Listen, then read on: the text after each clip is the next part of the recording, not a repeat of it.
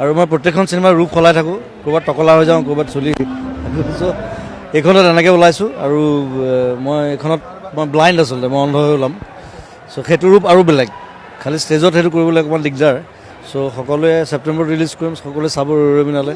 অসমৰ প্ৰথম completely musical cinema, কোনো কৰা নাই এতিয়ালৈকে, সেইখন মই কৰিছোঁ। সকলোকে আহ্বান জনাইছোঁ।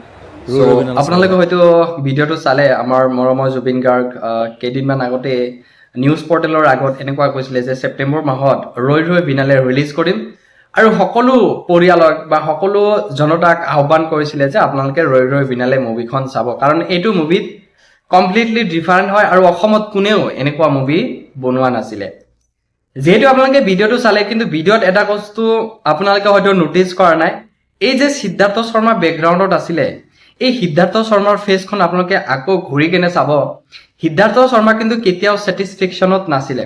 জুবিন গাৰ্গ কথা কৈ আছিলে, আমাৰ জুবিন গাৰ্গ কথা কোৱাৰ সময়ত কিন্তু সিদ্ধাৰ্থ শৰ্মাৰ ফেচখন কেতিয়াও লগা নাছিলে যে এই মুভিখন অহাৰ কাৰণে এই সিদ্ধাৰ্থ শৰ্মাই বহুত সন্তুষ্ট বা তেওঁ মনৰ পৰা একচেপ্ট কৰিছে যে ৰৈ ৰৈ বিনালেখন ভালকে পৰিচালনা হওক বা সকলো ৰাইজে ভালকে চাব পৰা অৱস্থা কৰক। চ' আপোনালোকে যদি ভিডিঅ'টোত নটিচ কৰা নাই, আপোনালোকে আকৌ এই ভিডিঅ'খন ৰিভাৰ্চ কৰি কেনে এটলিষ্ট জুবিন গাৰ্গক চোৱাৰ পিছত প্ৰথমে আপোনালোকে জুবিন গাৰ্গক চাব। যিহেতু আমাৰ মৰমৰ জুবিন গাৰ্গ এতিয়া যিহেতু আমাৰ মাজত নাই, আমাৰ মাজত থকাৰ সময়ত কিন্তু এই ভাষ্যটো দিছিলে। এতিয়া কিন্তু এই ভিডিঅ'টো খুবেই ভাইৰেল হৈ আছে, যিহেতু ৰৈ ৰৈ বিনালেখন 31 অক্টোবৰত ৰিলিজ হ'ব। কিন্তু জুবিন গাৰ্গৰ বেকগ্ৰাউণ্ডত থকা সিদ্ধাৰ্থ শৰ্মাৰ মুখখন আপোনালোকে এবাৰ চাব, কেতিয়াও যেন লগা নাই যে জুবিন গাৰ্গৰ মুভি লৈ সিদ্ধাৰ্থ শৰ্মাই সন্তুষ্ট হৈ আছে।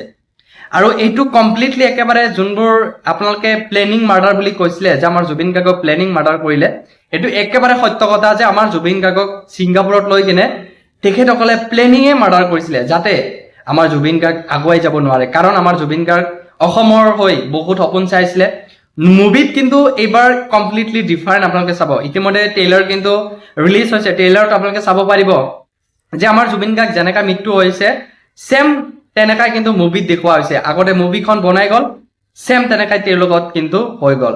চ' আপোনালোকে কোনে কোনে জাষ্টিচ বিচাৰে আৰু কোনে কোনে 31 অক্টোবৰত ৰৈ ৰৈ বিনালেখন চাব, আৰু মোৰ ফালৰ পৰা লগতে আপোনালোকক সকলোকে BTC অসম চেনেলৰ ফালৰ পৰা আহ্বান জনাইছো, সকলোৱে যাতে 31 অক্টোবৰত যাতে ৰৈ ৰৈ বিনালেখন মুভিখন চায়।